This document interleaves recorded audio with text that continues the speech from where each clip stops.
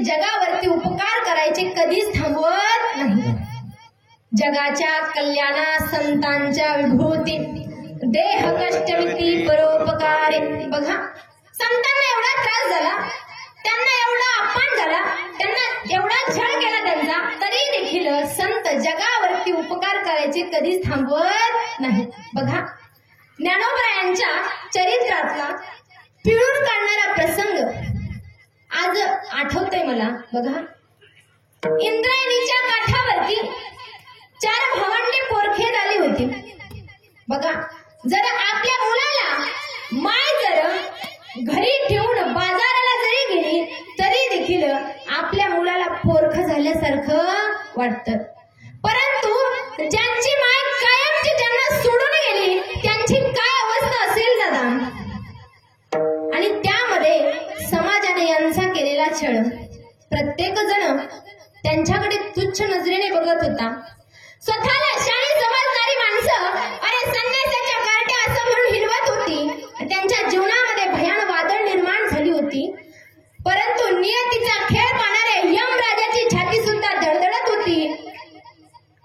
आणि नाथराय, ज्ञानोबाराय, बघा, त्यांच्या जीवनामध्ये एवढा त्रास झाला, अपमान झाला, सगळं त्रास सहन करून देखील ज्ञानोबराय आणि त्यांचे 4 भावंडे बिना अन्न पाण्याचे 4 दिवस झालं बिना अन्न पाण्याचे। आणि 5व्या दिवशी जगाच्या माऊलीने आपल्या हातामध्ये झोळी घेतली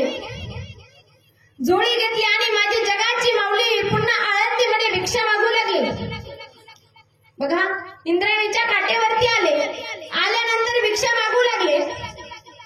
कोणी करड्या नजरेनं त्यांना भिक्षा घालत होतं, तर कोणी शब्दात त्यांचा अपमान करत होतं, तर कोणी पतीची नजर चुकून त्यांना भिक्षा घालत होतं। अशा सगळ्या प्रकारची भिक्षा घेऊन ज्ञानोबाराय सिद्धबेटाकडे निघाले। सिद्धबेटाकडे निघाल्याच्या नंतर इंद्रायणी माता आली। आल्याबरोबर त्या मातेकडे बघून ज्ञानोबरायांच्या डोळ्यामध्ये पाणी आलं आणि ज्ञानोबरायांचे डोळे पूर्ण पाण्याने गच्च भरले, अश्रुधारा खाली वाहू लागल्या। आता ज्ञानोबरायांना पुढे जायचं होतं, सिद्धबेट गाठायची होती। तेवढ्यात ज्ञानोबरायांच्या लक्षात आलं, अरे आता आपण फक्त आणि फक्त इंद्रायणी मातेपर्यंत आलो, आपल्याला सिद्धबेट गाठायचे, परंतु सिद्धबेट गाठेपर्यंत या 4 भावंडाकरिता जे काही भिक्षा घेतली त्या भिक्षेला कुणी हात लावता कामा नाही। जर कोणी हात लावला तर ती भिक्षा खाली पडन आणि माझे 4ही भावंड उपाशी राहतील। एकतर मला भिक्षा अशी वाढली, मला सगळ्या प्रकारची भिक्षा घेऊन मी इंद्रायणी मातेपर्यंत आलोय, असं माऊली ज्ञानोबराय मनातल्या मनात म्हणत होते। आणि म्हणता म्हणता तेवढ्यात मागून त्यांच्या झोळीला कोणीतरी ओढत होतं, ज्ञानोबरायांच्या झोळीला कोणीतरी ओढतंय। ज्ञानोबरायांच्या लगेच लक्षामध्ये आलं। लक्षामध्ये आल्याच्या नंतर तेवढ्यात ज्ञानोबरायांनी मागं बघितलं तर विसोबासाठी ज्ञानोबरायांना ज्ञाना ज्ञाना ज्ञाना म्हणून आवाज देत होता।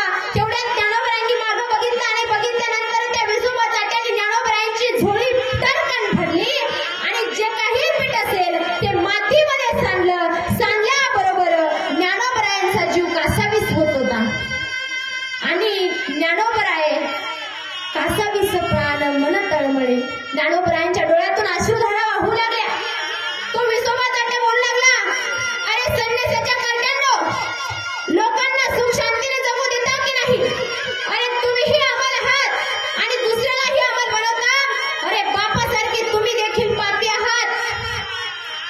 बघा, आता ज्ञानोबराय म्हटले, या विसोबा चाट्यासमोरून आता कशी सिद्धभेट गाठायची?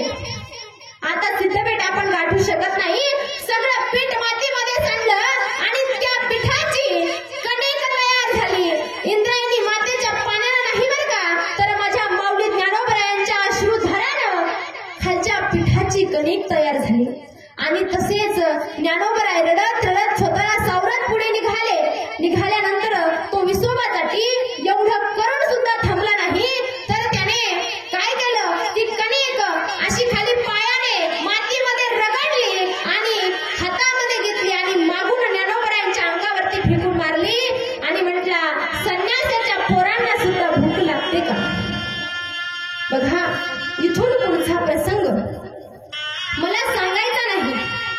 मला एवढं सांगायचंय, माझ्या माऊलींना किती त्रास झाला, त्यांना एवढा अपमान सहन करावा लागला, तरी देखील माऊलींनी त्या विसोबाला विसोबा खेचर बनवलं आणि ग्रंथामध्ये अजरामर केलं. नित्य तेही वद्य केले. माझ्या माऊलींचे अंतकरण बघा. माऊली ज्ञानोबराय पसायदानात म्हणतात की जे खळांची व्यंकटी सांडो तया सत्कर कीर्ती वाढो. बघा, म्हणून साक्षात सरस्वती माता जरी संतांचे उपकार लिहिण्यासाठी बसली ना, तरी देखील म्हणेल संतांचा उपकार सांगावया नाही पार. केला केला उपकार तारी नारी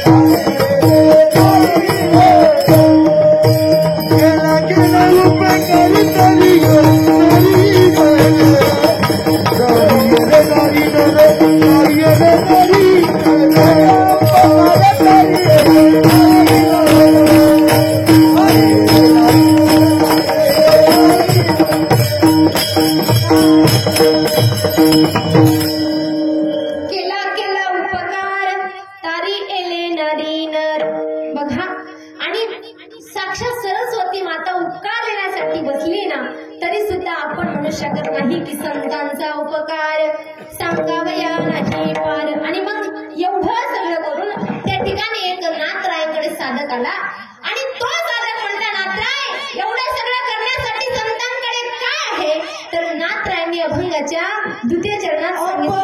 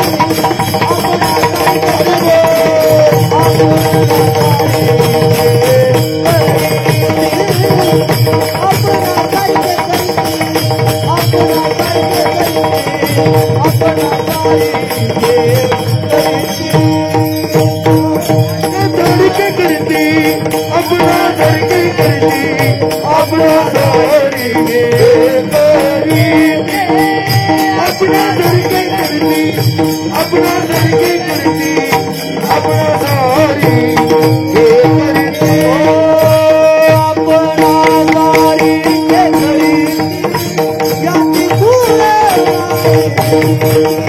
याती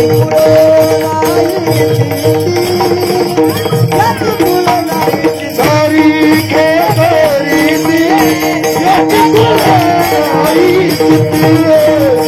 पूरा याती पूरा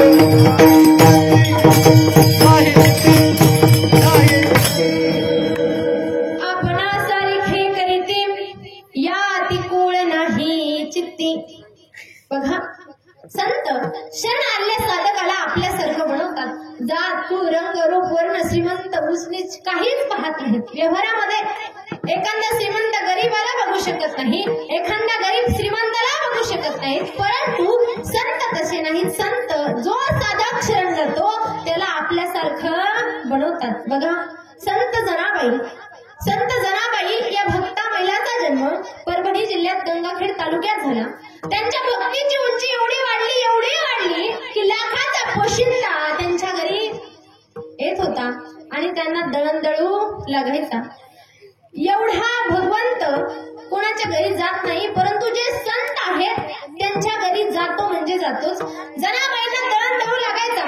जनाबाई पहाटे उठायच्या आणि जात्याच्या मुखात घात घालत म्हणायच्या, जात्याच्या मुखी घालते ग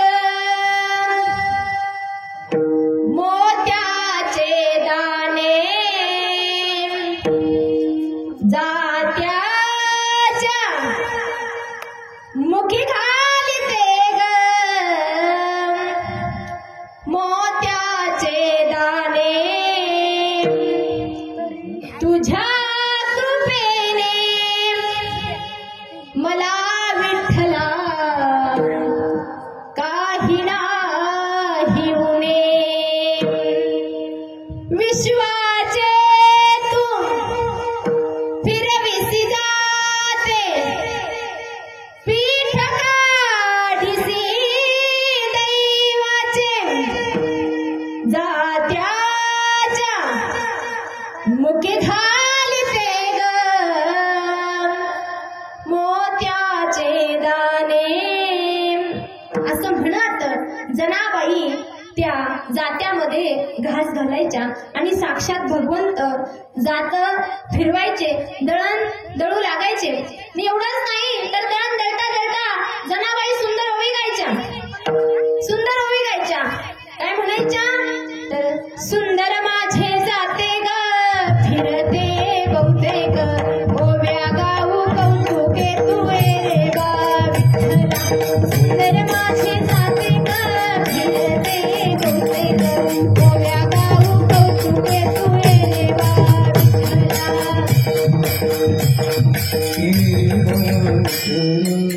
असं सुंदर भजन म्हणायच्या, ओवी गायच्या. बघा जनाबाईंना दगडाला सुंदर म्हटले. आता असं म्हटल्यानंतर शाणी माणसं असतील, परंतु त्या दगडाला सुंदर म्हणण्याचं कारण काय आहे तर त्या सुंदर दगड काय महाराज, दगडाला काही सुद्धा कळत नाही, त्याला सुद्धा संतांनी सुंदर म्हटलं गेले. साक्षात भगवंत त्या दगडाला हात लावून दळण दळू लागायचे. मग दळण दळता दळता दळता दळता एक दिवस त्यांच्या घरी मुक्कामाला आले भगवंत. आल्यानंतर विश्रांती घेतल्याबरोबर सकाळची वेळ झाली आणि त्यांनी काय केलं, संध्याकाळी विश्रांतीच्या टायमाला गळ्यामधला हार शेला सगळं काढून ठेवलं आणि सकाळी पहाटे लवकर जाग आली नाही. जनाबाईंनी सांगितलं, देवा उठा, काकड्याची वेळ हात झाली, मंदिरामध्ये पुजारी आले काकडा करण्यासाठी आणि तुम्ही आणखी इथंच. तेव्हा देव गडबड मध्ये उठले आणि जनाबाईंची घोंगडी घेऊनच आतमध्ये गेल्यानंतर रावळामध्ये पुजारी आला आणि म्हटला की भगवंताचा हार नाही, भगवंताचा शिला नाही, रावळामध्ये चोरी झाली. असं म्हटल्याबरोबर सगळेजण म्हटले, कोण आहे चोर, लाज नाही वाटत का त्याला, देवाची चोरी करतो. तेवढ्यात पुजारी म्हणतात, थांबा, गोंधळ करू नका, ही आहे तो चोर आहे. आता ही घुंगडी होती जनाबाईंची. हे प्रकरण जनाबाईंपर्यंत येऊन पोहोचलं आणि पोहोचल्यानंतर जे नाही ते जनाबाईंना बोलू लागलं. त्यावेळेस सगळे म्हटले जनाबाई तुम्हाला सुळावर देण्यात येईल. आणि जनाबाईंनी सुळाला हात लावता सुळाचं पाणी पाणी झालं. बघा एवढा मोठा अधिकार जनाबाईंचा होता. तर कोणामुळे मिळाला तर नामदेवरायांच्या संगतीमध्ये संत जनाबाई साकारल्या म्हणून त्यांना एवढा मोठा अधिकार प्राप्त झाला होता. म्हणून संत जो साधक शरण जातो त्याला आपल्यासारखं बनवतात. म्हणून प्रत्येकाला प्रश्न पडतो नेमकी संतांकडे काय आहे तर त्यांच्याकडे काय आहे तर दया अंतरात वसे तुझे पण तेथे नसे. संतांकडे दयेचा भंडार भरलेला आहे आणि त्याच दयेच्या मदतीने संत जगाचे कल्याण करतात. म्हणून बघा वारकरी संप्रदायाच्या नियमाप्रमाणे आपण एकदा वारकरी भजन घेणार आहोत. परंतु अगोदर महिला मंडळांचं भजन ऐकायचंय. सर्व महिलांनी आपले दोनही हात वरती करा.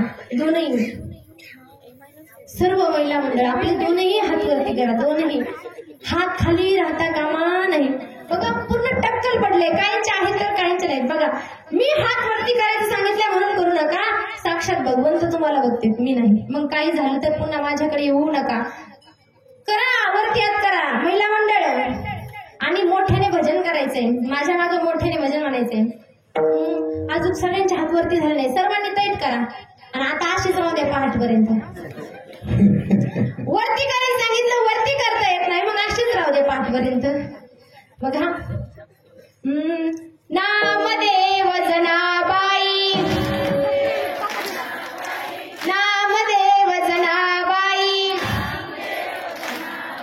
महिला मंडळाची संख्या जास्त आहे पण म्हणावा असा आवाज काही येत नाही. करा महिला मंडळ परत वर हात सगळ्यांचे खाली आले. नामदेव जनाबाई नामदेव जनाबाई. सोपान काका मुक्ताबाई सोपान काका मुक्ताबाई. नामदेव जनाबाई सोपान काका मुक्ताबाई. नामदेव जनाबाई. मागच्या बाया बोलत नाही. दोन तीन जणी का होईना म्हणल्या म्हणजे तुमचं लक्ष भजनात किती होतं हे बघायचं होतं मला. म्हटलं का नाही मागच्या बाया बोलत नाही म्हणल्या आणि खरंच एवढाच आवाज येत होता बरं का. माग आवाजच येत नव्हता म्हणून मागच्या बाया बोलत नाही. असो सर्वांनी आपले दोनही हात वर करा. पुरुष असेल महिला असेल आजी असेल आजोबा असेल मुलं असतील काळं असतील सगळ्यांनी आपले दोनही हात वरती करा. एकदा आपल्याला भगवंताचं नामचिंतन करायचंय. विठोबार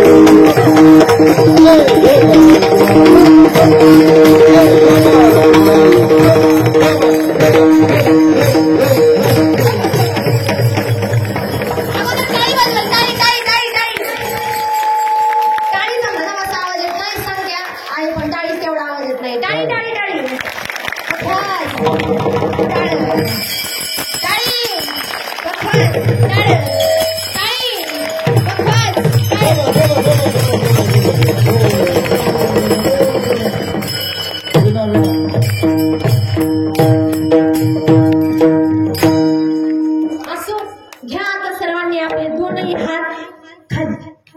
बघा वरती करायचं 5 मिनिटं सांगितलं तरी देखील वरती हात गेलंय आणि खाली करायचं कोणालाच सांगावं लागलं नाही. असो तुम्ही माझ्या अंतकरणामधला भाव ओळखला आणि सर्वांनी हात खाली घेतले. न सांगता तुम्हा कळ येते अंतर. आपलं काय चालू होतं कीर्तन तरी म्हणा. आल्यापासून मी एकटीच बोलते.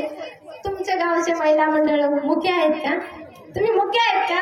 तर नाही. मग आता कीर्तन संपत आलंय, आता तरी बोला, आता बोलत चला. बघा नाथराय तिसऱ्या चरणामध्ये सांगतात, दयांतरात बसे तुझे पण तेथे नसे, आपणा सारिखे करीती या तिकुळ नाही चित्ती. बघा संत काय आहेत तर उदार आहेत.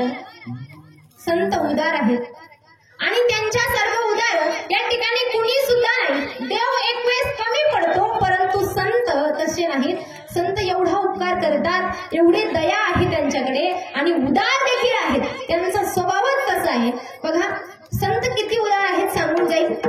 एकदा रामकृष्ण परमहंस हे एकदा जंगलामध्ये गेल्यानंतर त्यांना तहान लागली म्हणून एका तलावाच्या ठिकाणी गेले. बघा आपल्या गावाकडे पण तलाव आहे म्हणून लक्षात आलं. येताना आम्हाला भोपा गाव लागलं. कोणतं? भोपा.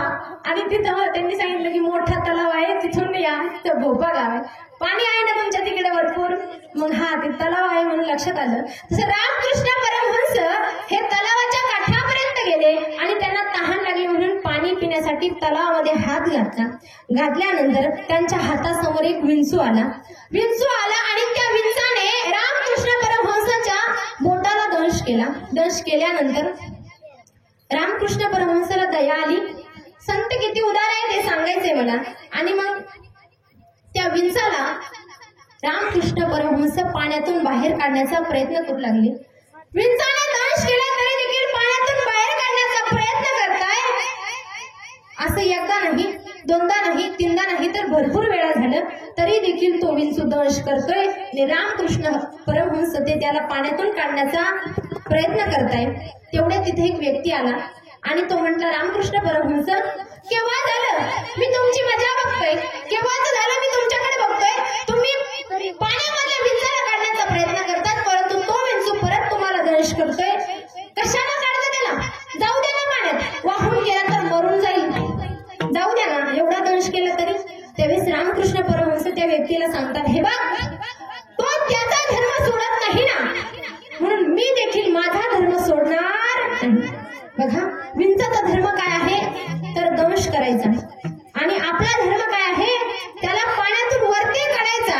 म्हणून बघा संत एवढे उदार आहेत. आपल्याला जर विंचू चावला असं तर परत आपण तिकडे गेलो सुद्धा नसतो, विंचू काय आहे बघितलं सुद्धा नसतं. परंतु रामकृष्ण परमहंस विंचू चावतोय तरी पाण्यातून काढतात. हा काय आहे? संतांचा दया आहे, संतांचा उदारता आहे. म्हणून त्यांचा स्वभावच तसा आहे. म्हणून नाथरायांचा स्वभाव उदारता ही नाथरायांनी शेवटच्या चरणात सांगितले. उदारपणे उदार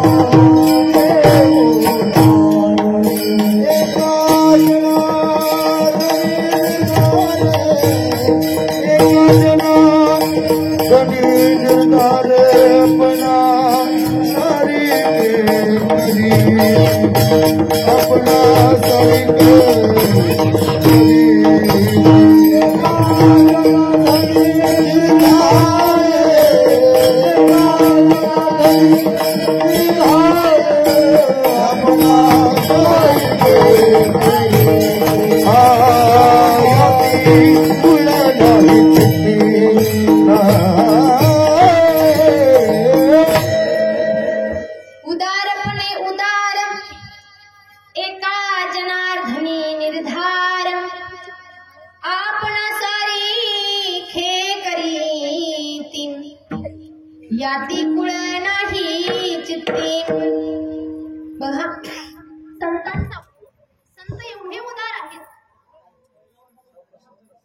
एवढे उदार आहेत की बघा संतांचा उदारता.